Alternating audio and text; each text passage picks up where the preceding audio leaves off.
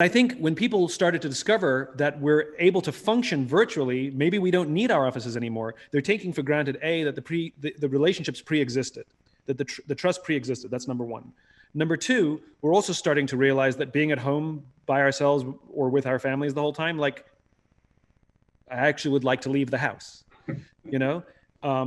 And you can't really have a great brainstorming session over Zoom. It just doesn't work. You know, there's something about being in person. And I think one of the things that people fail to recognize is that running a virtual organization is actually way more difficult than running an in-person organization. And the reason is because trust doesn't happen in a Zoom room. Trust doesn't happen in a meeting. Trust happens between the meetings.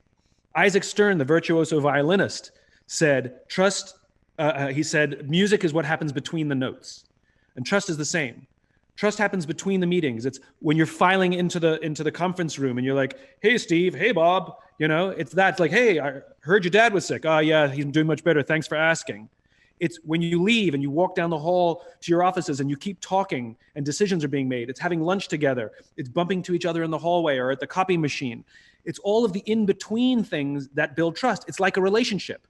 Like, you know, our spouses didn't fall in love with us because when we were on the date, or when we remembered their birthday or Valentine's Day. It happened in between. It's how we conduct ourselves and how we treat each other, you know, when I go to the fridge and I get a drink for myself, I bring you one as well without you asking.